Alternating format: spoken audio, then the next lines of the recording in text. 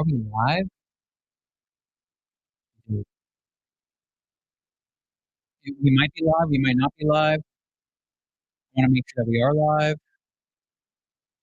I'm experimenting with the Restream.io right now, but I just don't know if this is, like, real. Oh my god, it says I'm live right now. Oh my god, oh my god.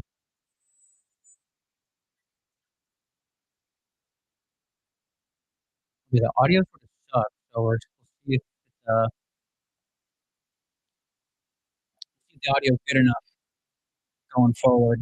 I would hate to have bad audio. I'm just working on my Wi-Fi, so I don't know if the Wi-Fi is gonna be good enough. I have, like, the lowest tier for the Wi-Fi. So, yeah, let me just do this right now. Let me switch. I guess I'm gonna work on that right now. All right, so we're gonna get started in like 5 minutes. Can I do a timer on my computer? On my computer, set a timer. How do you set a timer on the laptop? Is that not even in the Apple AI? Apple AI sucks. What song are we gonna play? I'm looking for a song as well. Top 40.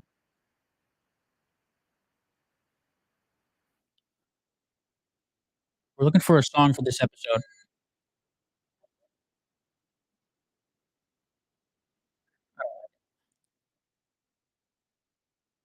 Revolution won't have good UX.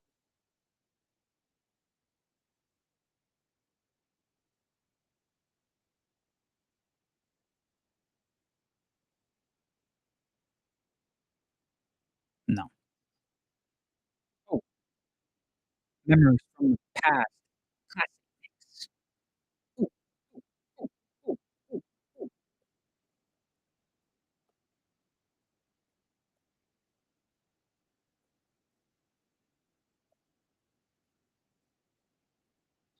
Fusion, lo-fi jazz, R&B, classical,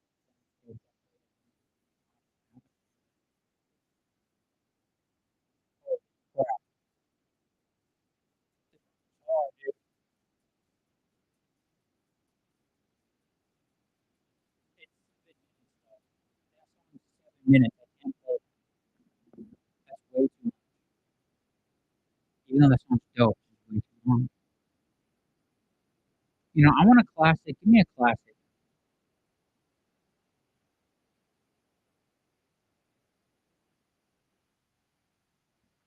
IROH. I like these guys. They got a new song, Heaven Knows.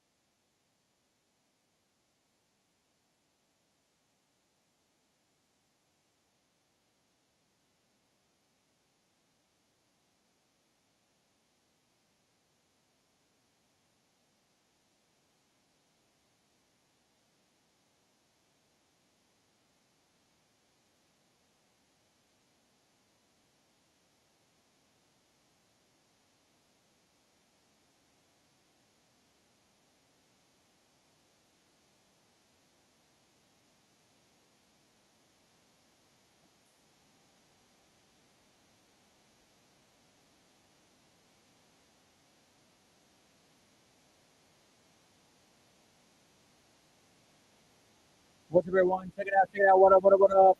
We're about to get started in like a minute. I'm just going over my notes here. I've been talking to Grok. I'm on the Grok. Planning what the fuck I'm about to talk about, dude. All right. I think I'm doing well. I think I'm good. I know what song I want to play. We're gonna keep it right there. Nope. All right, cool. Cool beans. Cool beans. We're just gonna leave it right there.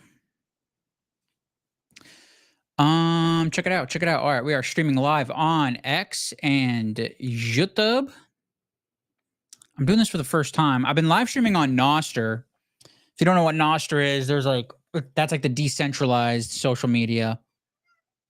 And so I've been like trying to build my streaming muscle with that. But now I was only in that one platform. Now I'm trying to do like different things with X and YouTube. I'm just experimenting, you know. Live streaming is like the future. So how do I change? I don't know how to change this title. I don't know how to change this X title. How do I do I change that here?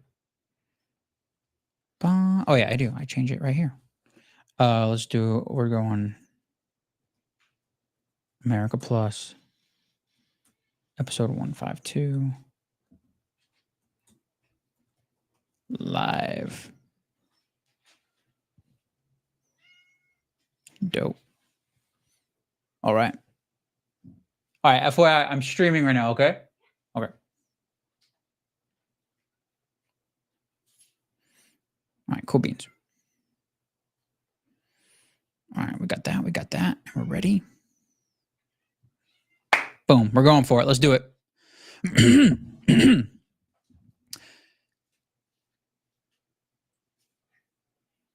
The economy will be incredible.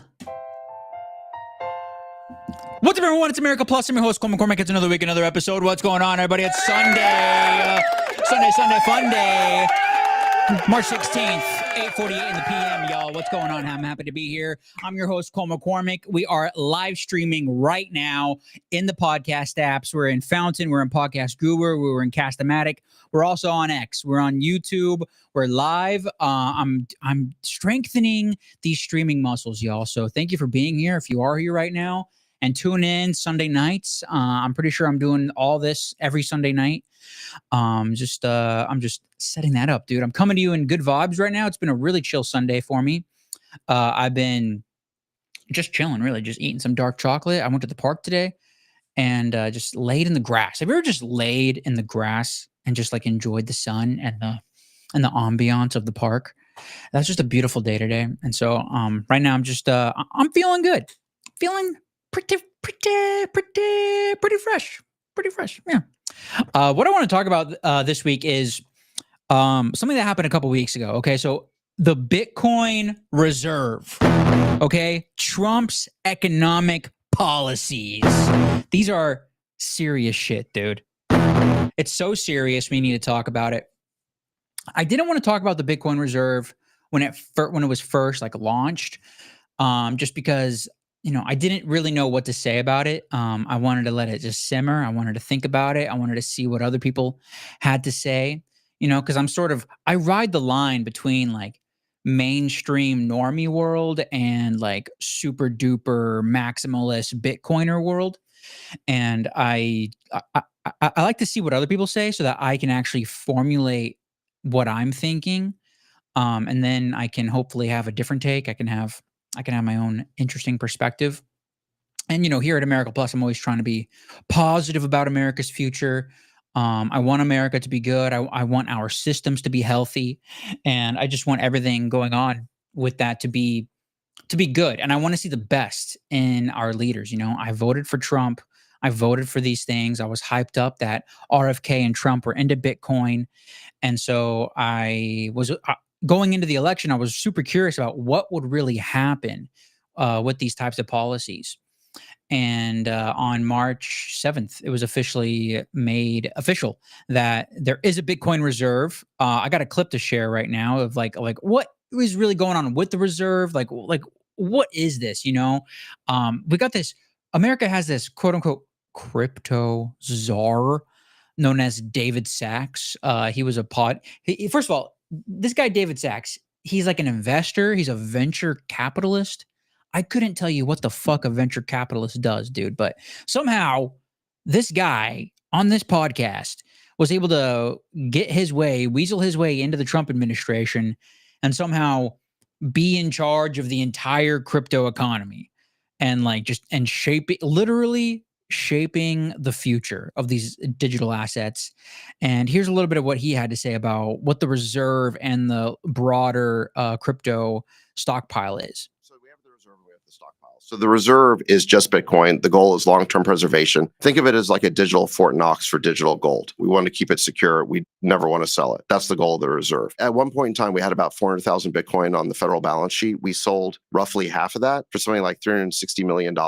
If we had held all of that, just that portion we sold would be worth over 17 billion. We don't want to make that mistake with regard to the rest of it. We think there's around 200,000 coins left on the federal balance sheet. But the truth is that nobody knows because we've never done a proper audit. So part of what this executive order provides is that we're going to do for the first time a government-wide accounting of the digital assets that we actually have. That's Bitcoin. Okay, so then you got the stockpile. The purpose of the stockpile is responsible stewardship. It's a place for safekeeping. It's a centralized, you could say, account under the direction of the Secretary of the Treasury, and the Secretary of the Treasury will figure out how to maximize the values of these holdings. Now, there's a couple of important differences between stockpile and reserve. So one is we're prohibited from selling the Bitcoin. There's no such prohibition with respect to the stockpile. If the Secretary of the Treasury decides that's in the long-term interest of the U.S. to rebalance the portfolio or change the portfolio, the Secretary has the discretion to do that. There's one other important difference between stockpile and reserve. So with respect to reserve, the EO provides that the secretaries, and I'm talking about Treasury and Commerce, they're allowed to figure out strategies to accumulate more Bitcoin for the reserve if those strategies are budget neutral and don't cost the taxpayer anything. Okay, so that's really interesting. Pretty much, this is like the least they could do with creating this type of new asset class. So we'll see if anything really comes about from it. I think it's interesting that the government is going to have more quote unquote authority over the value of Bitcoin. Because anytime a government wants to own the narrative on Bitcoin specifically, it's historically been a negative one. They have denied its value. They have spoken about how bad it is, how negative it is for the economy.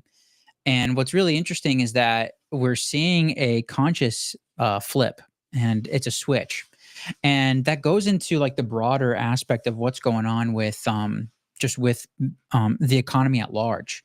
Whenever you do research on what's going on with Trump and his economic policies, it seems like he's refinancing everything. That's the take. He's allowing the stock market to go down a bit. He's comfortable with housing prices going down a bit or crashing. He's comfortable with just the general things not going very well right now.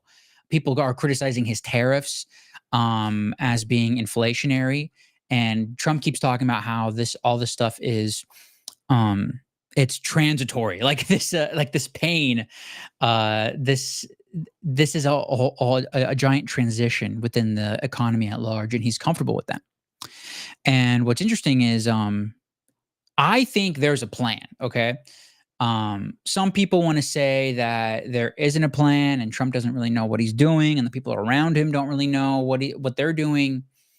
But when you have a guy like David Sachs, at least he knew what Bitcoin was. He did hold, I believe, close to some millions of dollars within Bitcoin and other cryptos.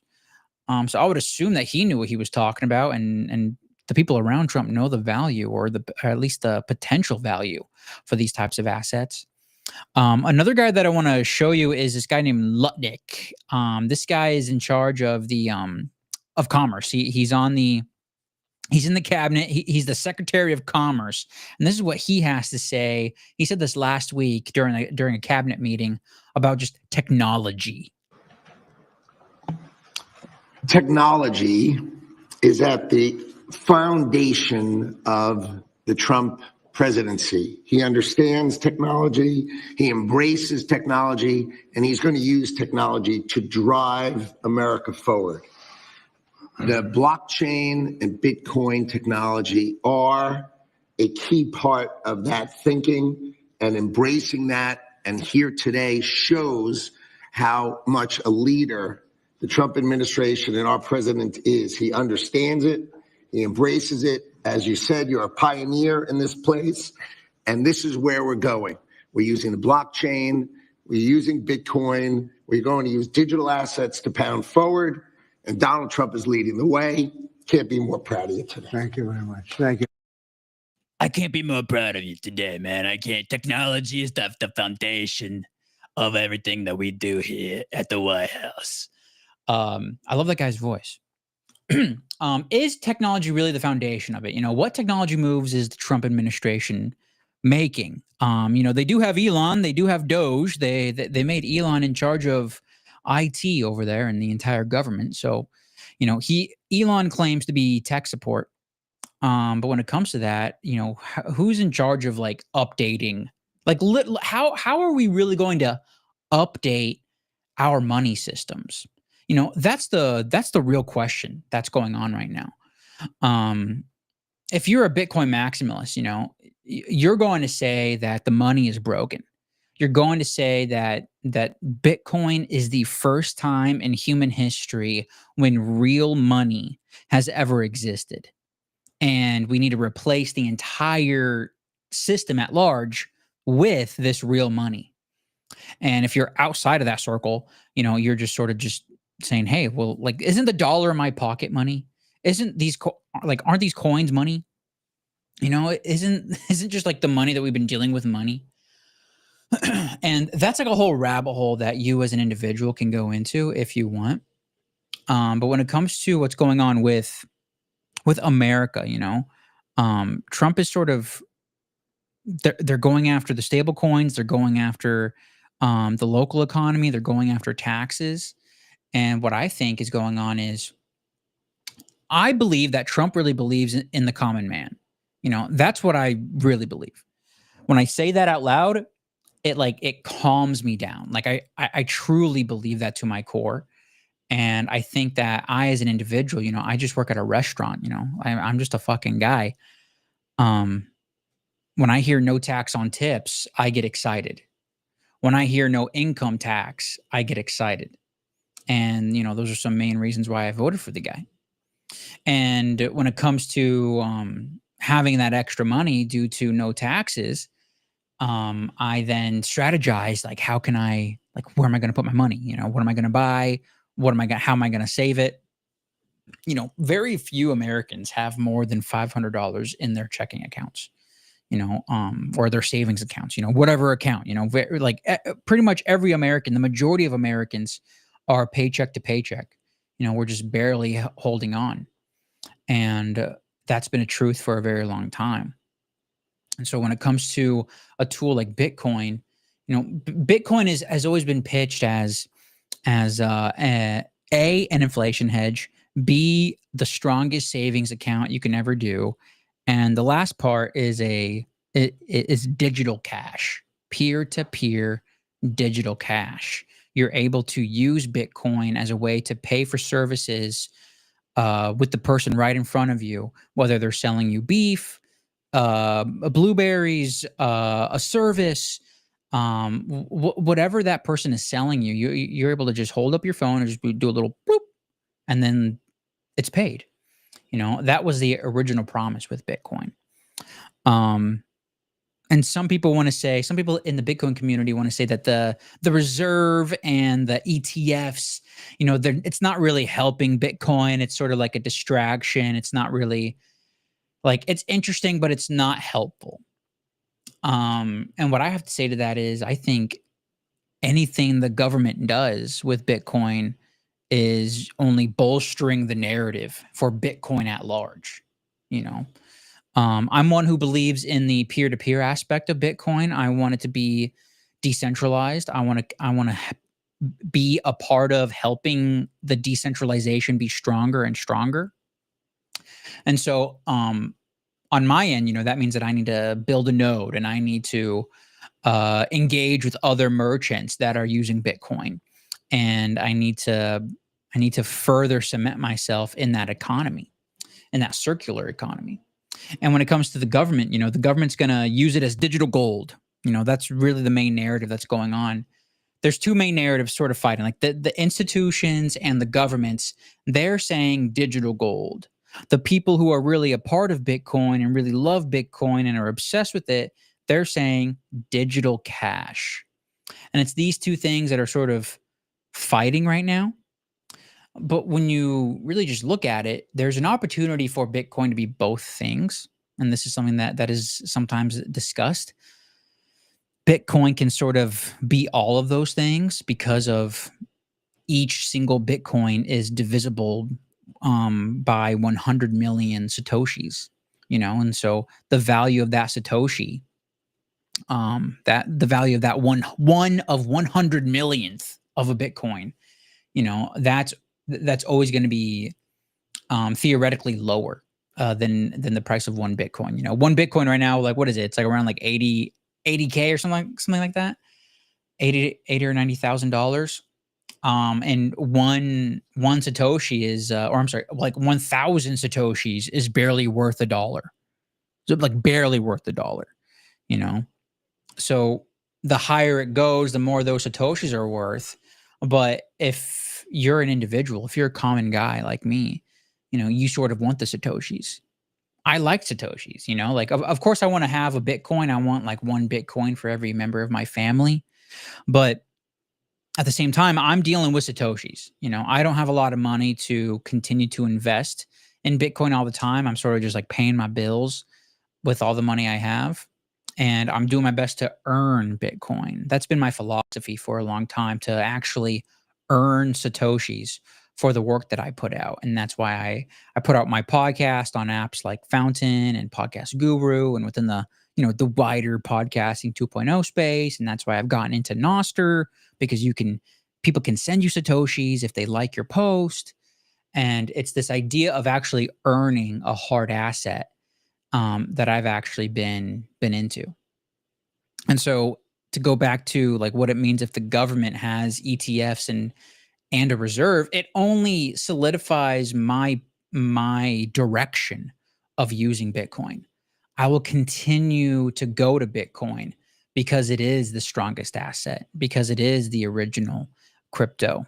And I will choose to use it as a peer-to-peer digital cash. I don't know why else. I don't know why you would want to use it as anything else, Some people, like maybe some older people, they want to use it as gold. They want to use it as just something to just hold on to. But that's not interesting to me. It's not very interesting. Right now, the government has about 200,000 Bitcoin. And that's an estimate. Right now they're doing an audit. It's speculated that the government has sold. They used to have 400,000 Bitcoin, and they sold half of that for like $390 million. And so if they just held on to that, if they held on to half of what they used to have, they would have had like 17 billion or some like crazy number like that, which I think is nuts. And you can use those Bitcoins for different things. What I'm hoping that comes from this is that there's some sort of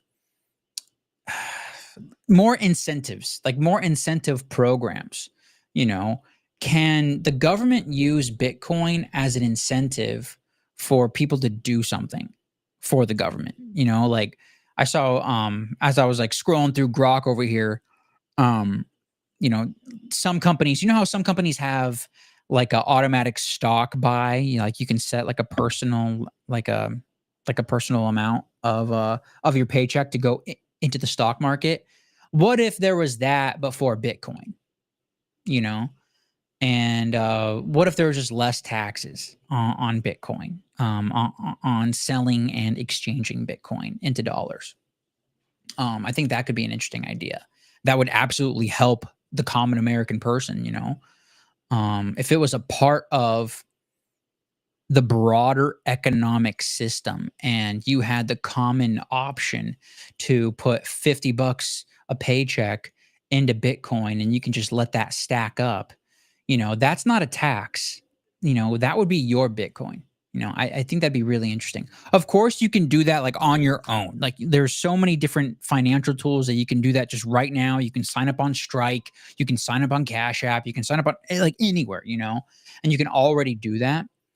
But like culture is sort of like top down, and the government has authority on the narratives of money, and especially within the boomers and Gen X, and just, general millennials and Gen Z as well.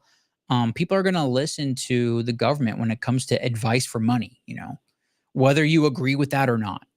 The majority of people are going to listen to the government for what is for what the right thing to do is. I don't necessarily agree with that, but what I'm saying is I think at large, it's a positive thing if the government set up some sort of situation where the common person could understand that, hey, Bitcoin is valuable and I can use it to build myself up, to build up my own finances. Because within a year, if you do $50 every paycheck, how much money is that going to be saved up in dollars? Let's just call it $2,000. If you can save 2 grand within 1 year and it's all in Bitcoin, and within 5 years, Bitcoin goes up, that $2,000 could be $6,000. It could be $10,000, depending on how big the swings are. And that's a big that's a big lift. That's a really big lift. So one of my hopes is that everything clicks together. That's sort of what I want to talk about. So many people want to say that the tariffs are inflationary and they're no good for America, and they're also just speculative. People just don't know what the future is going to be like. Like what if we start tariffing everything that comes out of Mexico? How much more expensive is Topo Chico? Like how much more expensive would that be? Would that be positive or negative for you?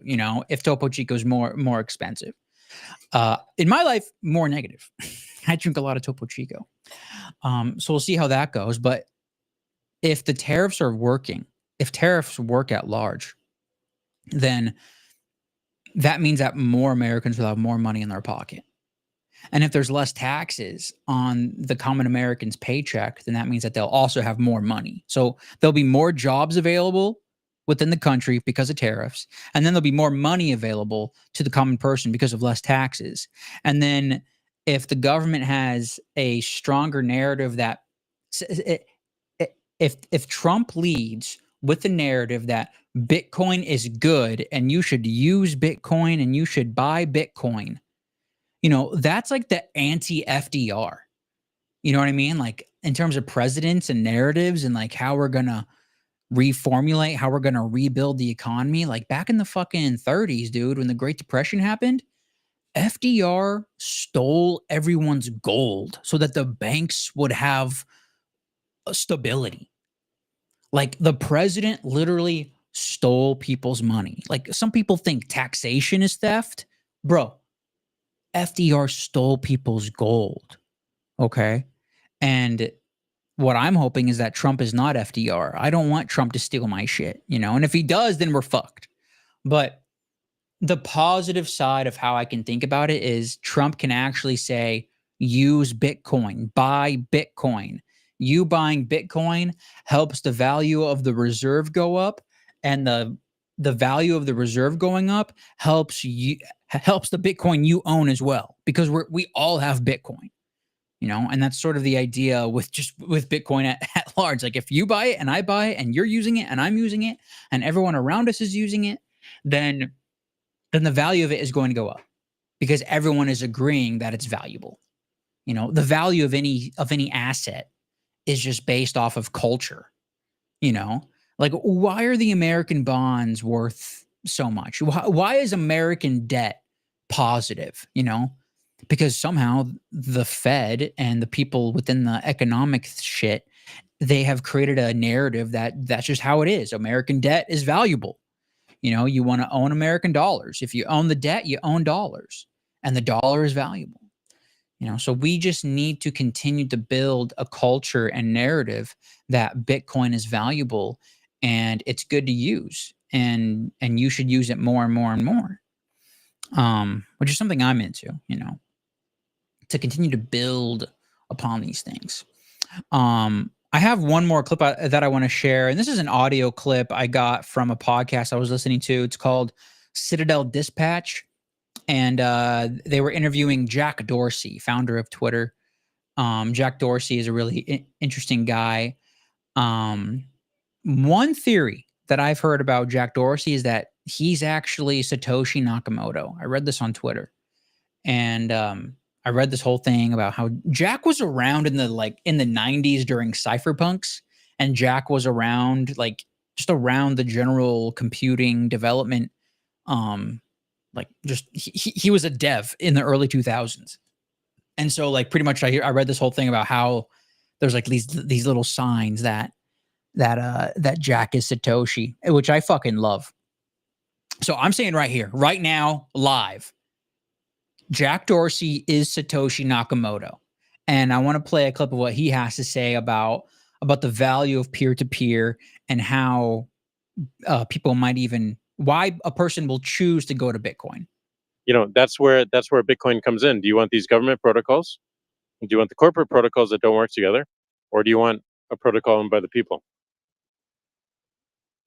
I mean, but by that logic, it kind of seems that if you do have at least quasi CBDC with a relatively open API,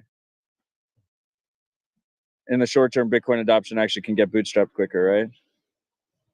Maybe. To your M-Pesa point, M-Pesa is maybe. kind of this is you arguing for No, I just think it's kind of fascinating because that's just an interesting point, and I think we're going there, right? I think in the West, the way CBDCs look is they're all going to be corporate led, but there's going to be public-private partnerships, right? Yeah.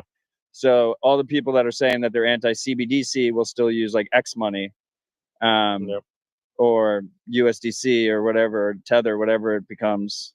Yeah, if you see them all as on-ramps, and certainly can be beneficial, but then the question is, why do people go to Bitcoin? Right. Well, because you can't take it. What's the value? No permission required. Yep. And how important is that to people right now? Well, it's important when they get on versus their convenience. Exactly. When they get rugged, it becomes important. But there's other things that can lead them there. Permissionless is not it. We can build other utility on top of Bitcoin that people run to instead of run away from the banks because they got rugged or because they got shut down. We're still in this mode of people are running away from a thing to get to Bitcoin instead of running to Bitcoin to get to it. And I know that a lot of permissionless folks and cypherpunks are running to Bitcoin for the right reasons, but that's not 99% of the population. Yeah, no, I've noticed this as well. I mean, you got to make it convenient. You have to make it accessible. We have to make it convenient. The most convenient option. Yes. And I think Nostr is going to play a really big role in that. I want to get to, but before we go to Nostr, let's talk. The most convenient option. That is that's what they end on, The only reason a person is going to use any money is because it's a convenient option.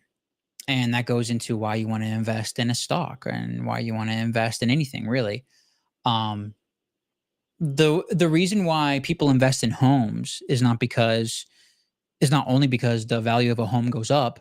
It's also because it's a bit convenient. What if you could live inside of your investment? Talk about passive income. You're literally sitting on your ass on your couch, and somehow the value of where you're sitting at is going up. That's a great thing. That's convenient.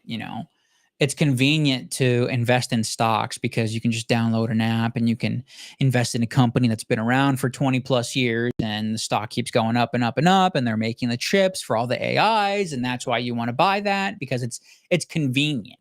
It's a convenient idea and it's simple to do.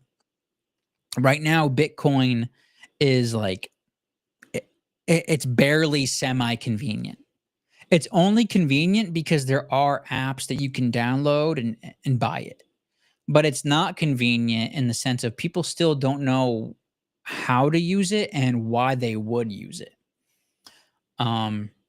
And that's something that I'm struggling with as well, you know. Not to say that I don't know why I would use it. You know, I want to use Bitcoin for peer-to-peer transactions because because it is money. It is the strongest asset. It is there's only 21 million, you know. It's that whole narrative of we know exactly what Bitcoin is. So why don't you just use the thing that you actually know? Okay? And I want to use it to buy things or to support things that I think are valuable for the world. There's this concept of value for value online, and it's something that I've been following for a while. And value for value is an incredible concept, and it's how America Plus is ran. It's how what I think the future of producing content online is, and it's also just a general culture. It's an international lifestyle, value for value. And the whole thing is, if you're providing value, the person who's listening to you or watching you, they can reciprocate that. They can send you that value back in whatever way they think is appropriate. And in terms of Bitcoin, you know, that's the strongest money. And for example, you know, so there's this thing called the Beef Initiative. The Beef Initiative is this collection of beef ranchers within Texas and like the southern part of the US. And they're trying to make it more accessible to buy meat directly from a rancher. And you're able to spend Bitcoin, and you're able to give these ranchers Bitcoin if they want it. And it's about supporting the thing that is giving you value. Giving somebody the strongest money ever in human history for something that is nutritious and aligned with nature cycles, you know, grass-fed beef, you know, humanely raised grass-fed beef. Is that worth some Satoshis to you? You know, in my opinion, it is. If I could spend some Bitcoin, if I could spend some sats on the raw milk that I buy, like that would be like, I would totally do that. Like that sounds legit, you know? I'm sort of building my way into like living on a Bitcoin standard. I think that's really interesting. But that's really like the main concept, you know, like if you're using a hard money, you're putting more thought into why you're spending this money. And that's sort of like radically important and a bit countercultural as well, because just within the world, you know, we have all this, like the world I grew up in, the world my parents grew up in, it's all credit. It's always been credit. It's been credit since the 70s. And you can just get a credit card and open up a line, and you have free money. And if you're not able to pay that off, then you're screwed. But you know, there's always money available. What if you were engaging in a system that was not that? You know, there's like this double, like the whole problem that Bitcoin is trying to solve is a double spending problem. The government has a double spending problem. You know, people have a double spending problem. We might earn some cash, but then we're going to spend the cash, and then we're going to swipe the credit card as well. We're almost spending double as much as we're earning. And we're able to justify that because of some sort of, you know, whatever economic reasoning there is within the banks and credit card systems.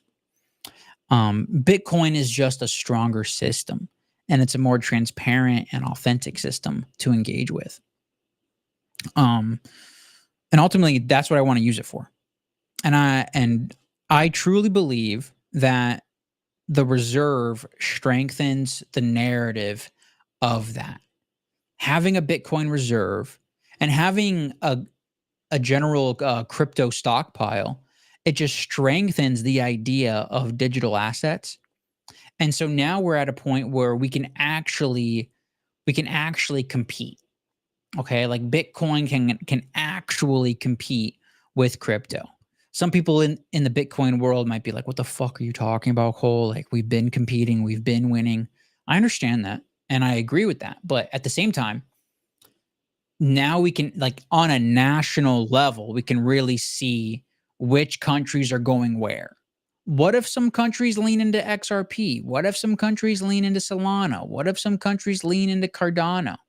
Like these are things that will be happening. We know Cardano is going after Africa. We know Solana is going after smaller economies. We know there are blockchain companies that are trying to be the main money for poor nations. Okay. And Bitcoin could be the money for all nations. That's sort of what's going on. Okay. Is there something wrong with these different cryptos? That's a culture. That's another culture thing. I'm not going to get emotional about Solana. I'm not going to get emotional about XRP or whatever bullshit that's out there. I'm not even going to get emotional about Trump coin. Like, who cares? Who cares? I care about Bitcoin. I'm focusing on Bitcoin. If you keep focusing on bullshit, you're giving more energy to bullshit. So just don't do that. Don't give energy to bullshit. I think these things only strengthen Bitcoin's narrative. And it's up to the people to define which narrative they want to lean into. And that's where we're in the middle of. So Jack Dorsey, he had to say, like, why are people going to Bitcoin? That's where we are right now. That's the question we're asking right now in March 2025. Why are people going to Bitcoin? And that's going to be a journey. It might be fast. It might happen. Like, we might get an answer within 1 year. We might get an answer within 2 years, 3 years, 5 years. And, I don't know exactly. But that's the question that we need to ask. And on my end, I think I might just try to talk about Nostr a little bit more with my family. I might talk about the Beef Initiative a bit more with my family, to see what the people in my life are gravitating to. The Nostr situation is really strong because it's social media with a payment layer that's not advertising. That's really the strongest thing with Nostr. There's all these different clients for Nostr, all these different apps. There's like a Substack version of Nostr. There's a Twitter version of Nostr. There's a YouTube version of Nostr.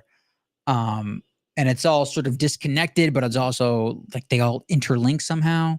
And between all these different clients, you can use Bitcoin to pay for whatever content you're reading and watching. And that's a really powerful idea.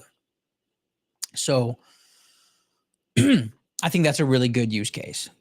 But we're still so early. We are so early. And I don't have the answers for everything. I'm not going to pretend that I have the answers. Me as a Bitcoiner, I've been using the podcasting 2.0 and value for value system since 2022. I've been into Bitcoin since 2020. I believe in the value of it, and I want to earn Bitcoin for my good work. And so that's the only thing that that's what I'm personally focused on. And so it's a matter of educating and continuing to talking about it. And in my opinion, to not be toxic. I don't think we should be toxic about these things. I think we should just be science-based and rational about these things. I think Bitcoin's the best, so I think Bitcoin's going to win. So I'm not going to be an asshole when Bitcoin wins. That's really where I'm at with that. So, but I would love to know what you think. Like, what do you think about that? Do you think Bitcoin is strong? Do you think Bitcoin is bullshit? Do you think the Trump Bitcoin reserve is positive or negative? I tend to lean positive. I tend to think that it's like actually hopeful, because if all of Trump's economic policies come together and they all click together, I have more opportunity for jobs. I have more opportunity to make more money. And that means I have more opportunity to buy more Bitcoin. And the government has an incentive to buy more Bitcoin that doesn't inflate my dollars. And so it's like there's like a yin yang, like scratch my back, you scratch mine. Like I scratch your back, you scratch my thing, like I think it could work. Like that's my crazy idea. It might work. So tell me what you think about that, man. I would love to know. That's all the value we got. I'm going to head into the value for value section, everybody. America Plus is a value for value show. What that means is I come forward on this feed and I try to talk about something that I think is important, I think is useful for the world. I'm trying to focus on America's hopeful future through spiritual optimism and contrarian innovation. So I might have an idea you vibe with, I might not. And we just go from there. If you want to support me, please retweet me, comment down below, engage with the show however much you can. That's sending your value. That's your time. That's your talent. And for the treasure portion, you can also support me with Satoshis within the Fountain.fm app. Go to value4value.info for more info, then download the Fountain.fm app. It's the best way to support the show. So there's like a whole suite of podcasting apps that you can go into that actually you can hook up your Bitcoin wallet to the app, whether that be an Albi node, or you can download Fountain and there's like a built-in wallet for that. You can buy Bitcoin and then you can send Bitcoin to your favorite podcasters. So I encourage you to send me Bitcoin for that.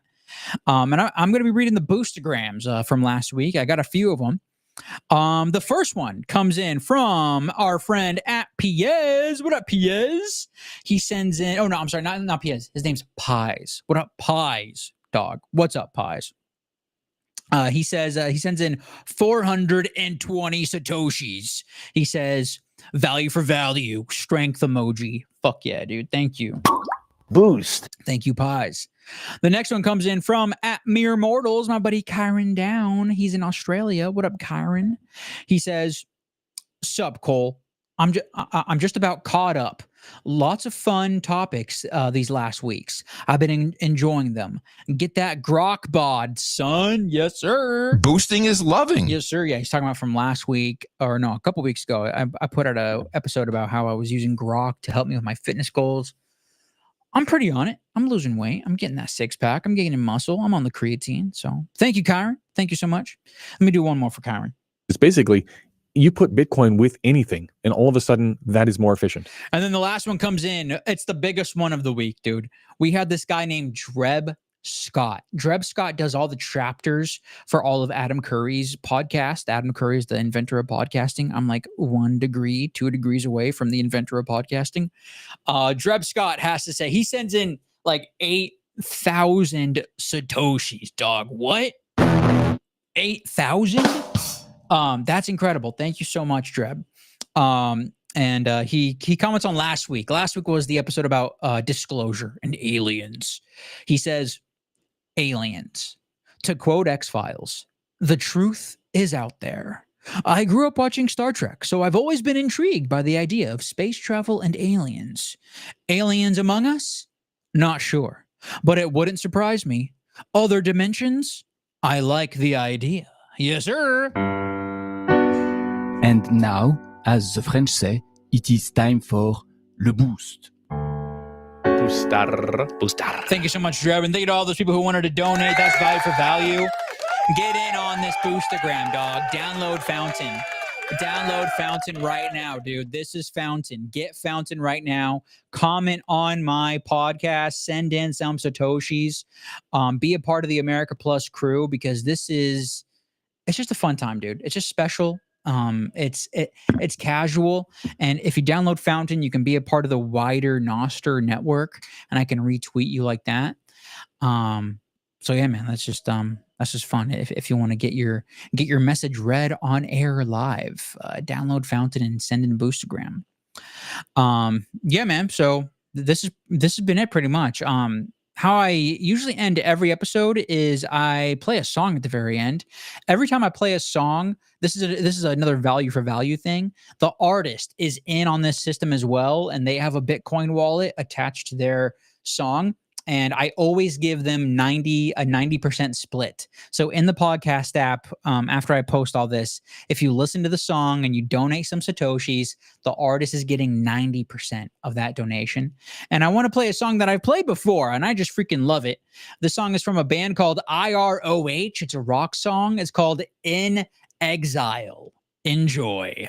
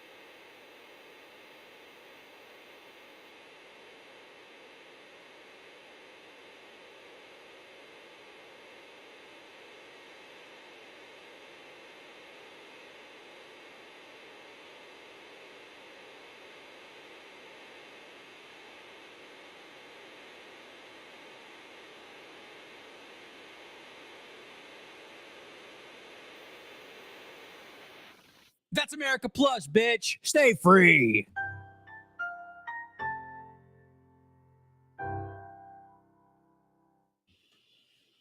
Fuck yeah, dude. We just did that shit. Oh, hell yeah, dude. All right. We're going to end the audio. Thank you so much for tuning in. If you're on the audio, I think I'll keep the for a little bit.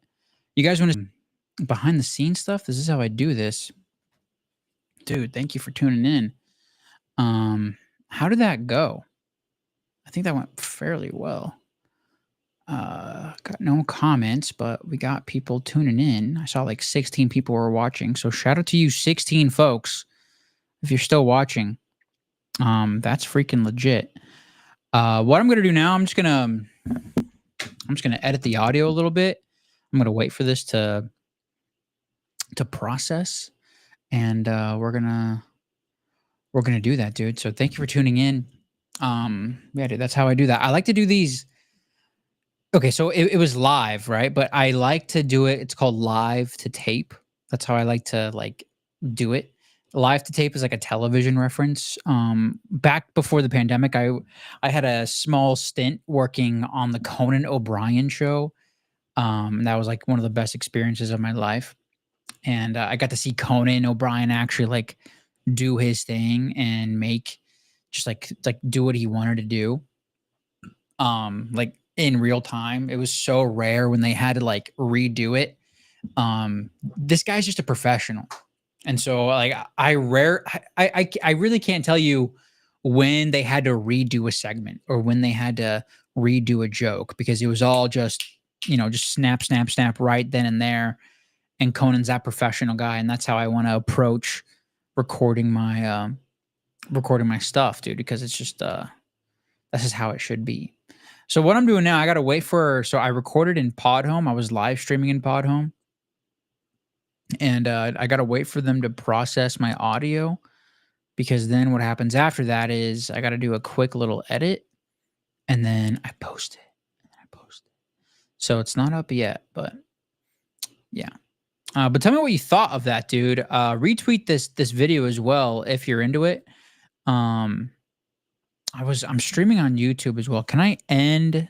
You're gonna see everything. No, I guess I should end the stream, I guess, but I don't want to end the stream. I don't know, dude. But tell me what you think. Retweet this video. Retweet it right now if you want to support me, because that's what I need. I really like the vibe of streaming on X, and I think I should do it more. I got 19 views, which is pretty cool, or at least 19 live listeners. So, again, thank you for tuning in. I think this has been a success. So I'll definitely do this next week. I'll be here next Sunday. I think it'll be a vibe, dude. So let's go to YouTube. Let's watch some YouTube videos while we wait for this thing to happen. I want to watch something. I want to watch a clip. Give me a clip of Star Wars. Star Wars clip. Oh yeah, episode 2. I love how Star Wars clip, the Yoda fight comes up first. Oh, this is epic.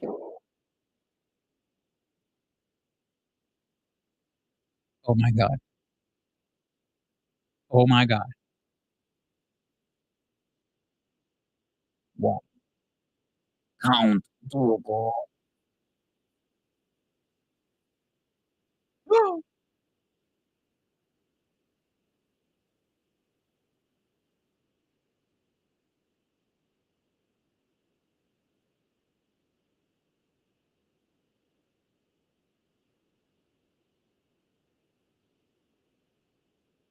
I don't remember him.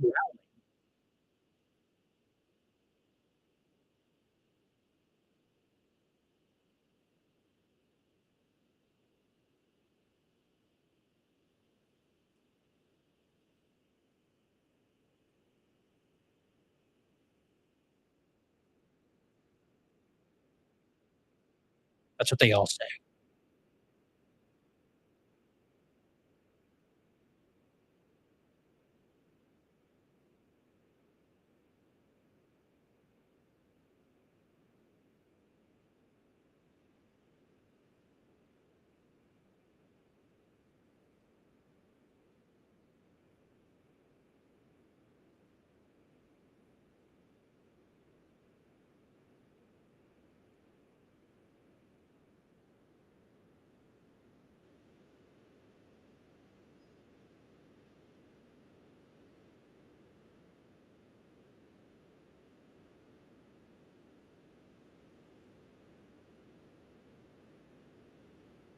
People freaked out in the theater, dude.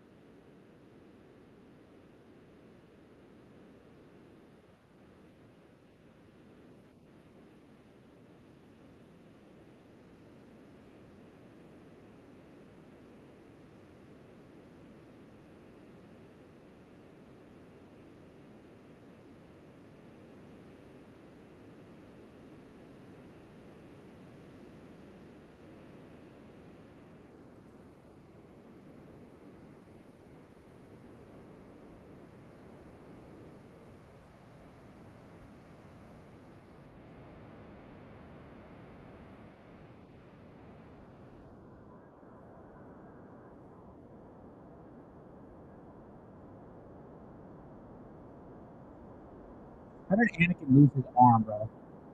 Oh my god.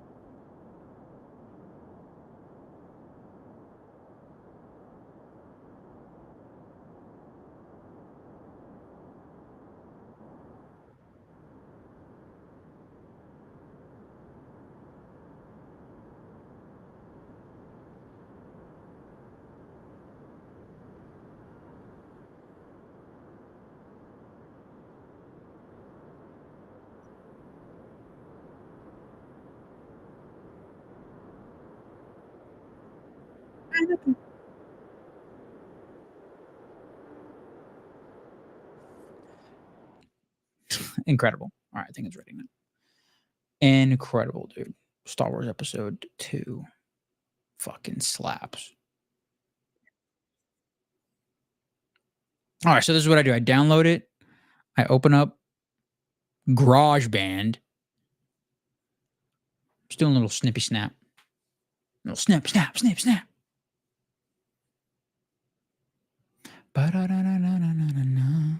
Give me a new one.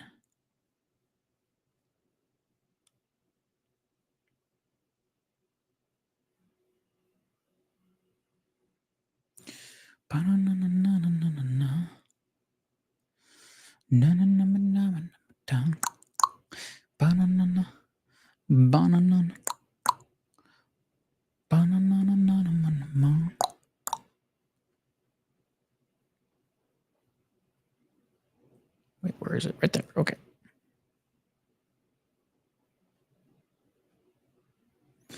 So one thing about me, I don't organize shit for shat in my in my files.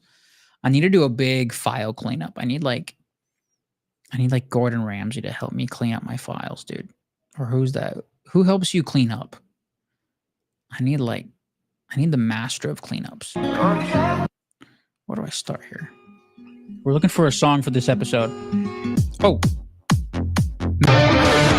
And so a song I want to play. I'm gonna keep it right there. Nope.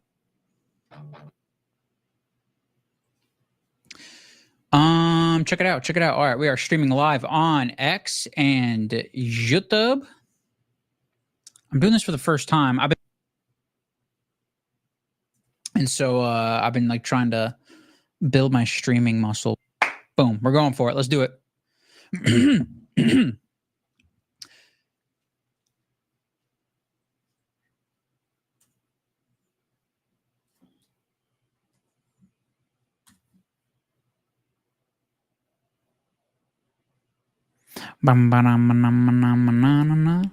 The economy will be incredible. Hang on, is that good? I wanted to like kiss. I want it to be like a the economy. Oops. The economy will be incredible. What's up, everyone? It's America Plus. I'm your host, Cole McCormick. It's another weekend. Cool. That's America Plus, bitch. Stay free.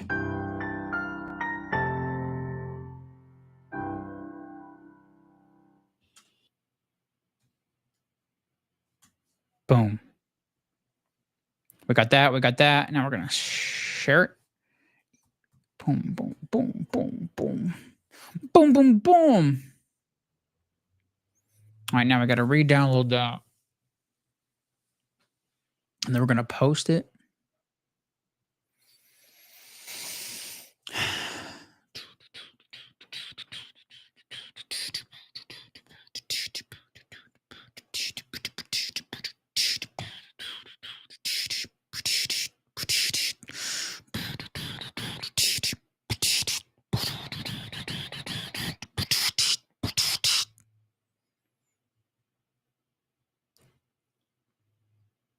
Is anyone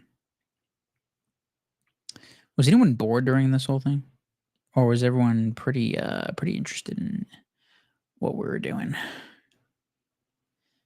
Am I just that good at stream?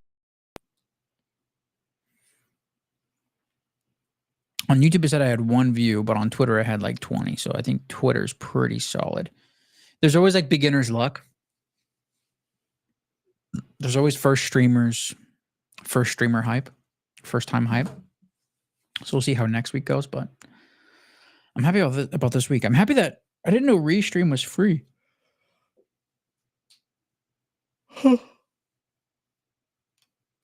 I can stream to the 2 biggest platforms for free. I didn't know that. I thought that was pretty cool. So what happens now is that I need to re-download this, and then I need to upload it back into Podhome, and then I need to do all the extra things. I'm gonna have Podhome's AI do most of the work, though. The economy will be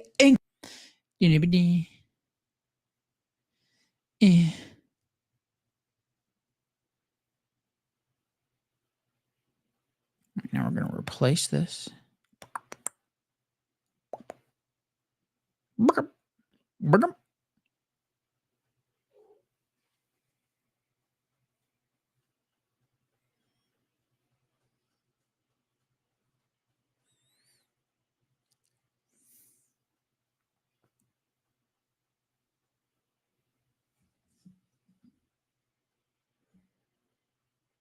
So also in the podcast apps, this thing is saying that I'm still live, but I'm not.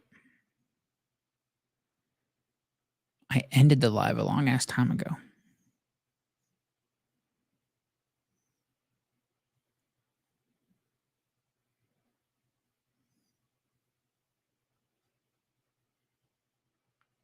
What should I title this episode? Trump's economy, Trump's Bitcoin. What's a good title?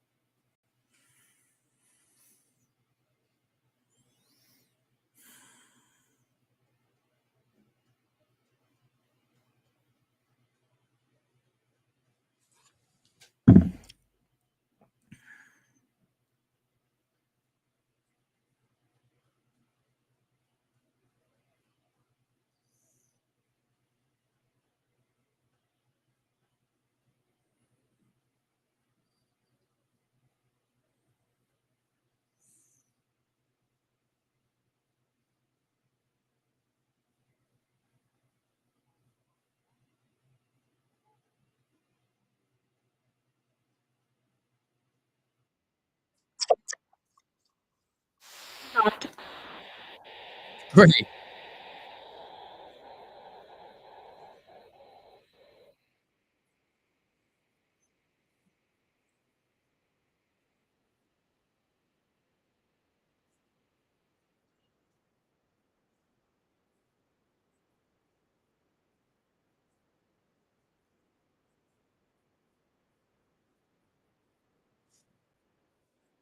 This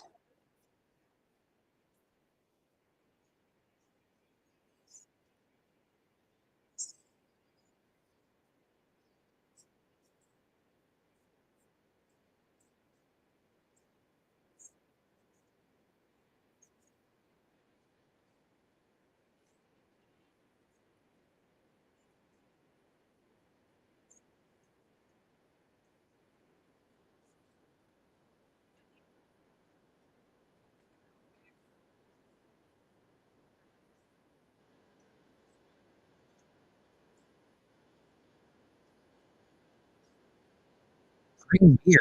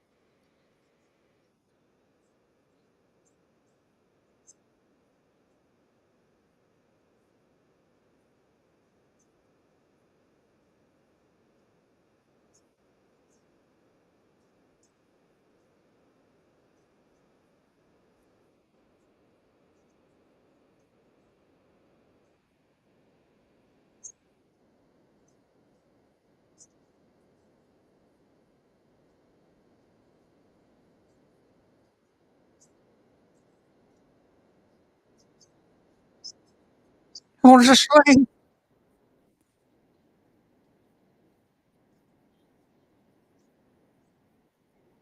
Whoa. Why does it sound so modern?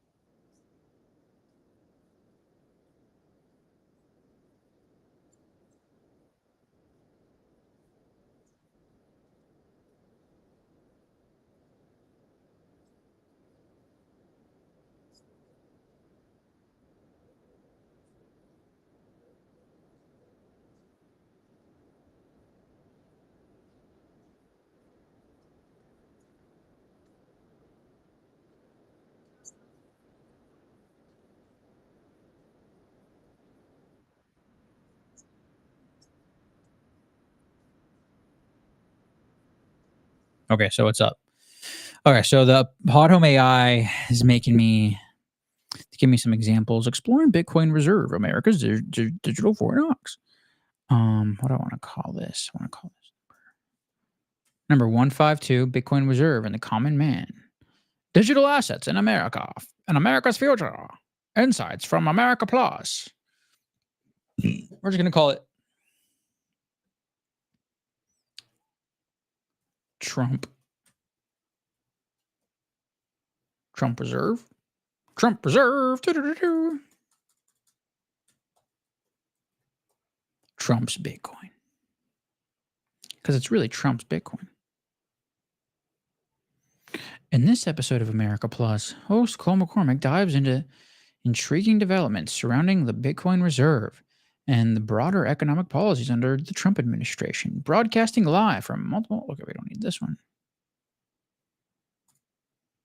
Cole discusses the establishment of Bitcoin reserve, likening to a digital Fort Knox. I didn't say that.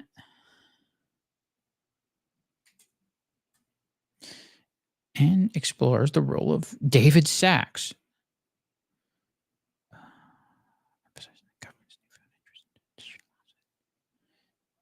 Don't need any of that. The conversation shifts to Trump's economic strategies, including tariffs and their potential impact on the economy. Cole expresses his belief in Trump's vision for the common man and discusses the implications of Bitcoin as a tool for financial empowerment. Cole also shares insights from a podcast featuring Jack Dorsey, exploring the reasons why. Cool. This is all good.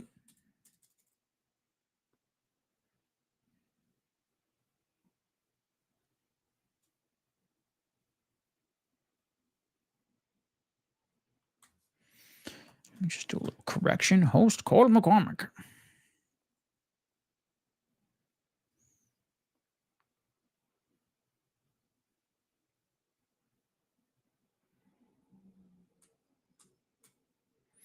Join Cole as he navigates the complexities of Bitcoin, economic policies, and the future of digital assets in America. Join me. Looks good.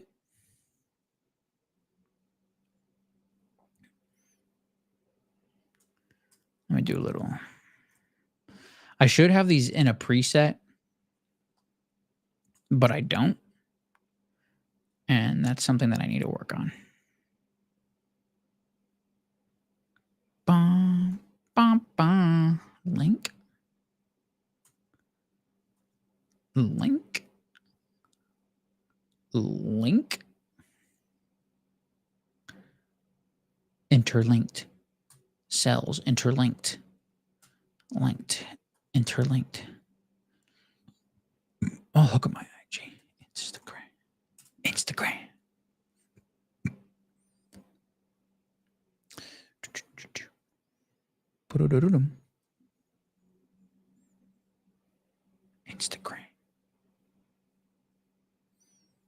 We're saving it. Okay, now I need to go to the value for value section, and I need to click this on. I need to add a new time split. Add a new recipient. Nope, I don't want that one. I want add the music. IROH in exile.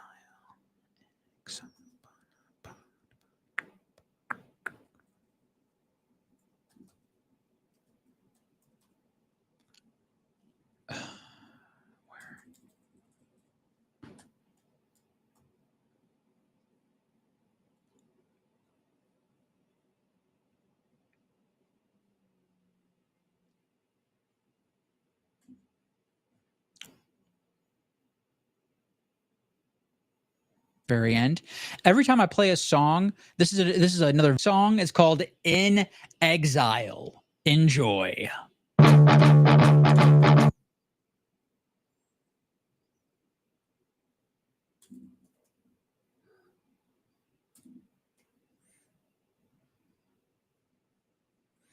We're going to save those changes, add the time split to the chapters. We're going to go to the chapters.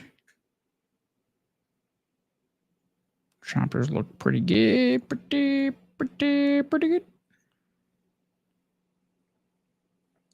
I never really like focus on the chapters. I'm just focused on. Oh, hey, Blue. Everyone say about hi to Blue.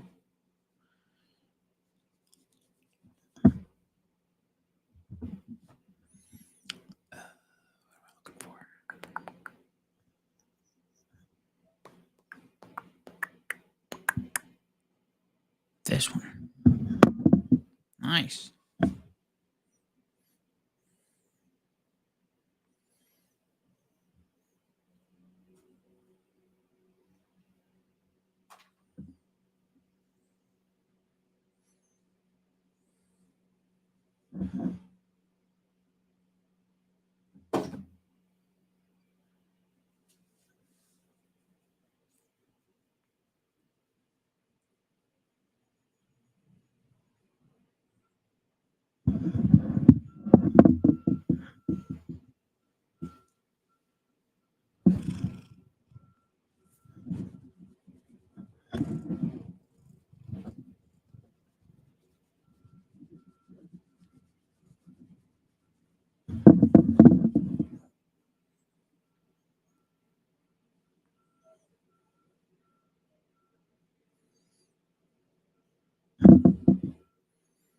Cool, we got that. All right, I think we're all good there. We got me in there.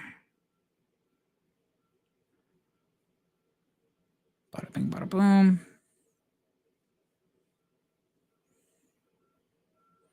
Trump's Bitcoin butt. I'm going to say that. Trump's Bitcoin butt.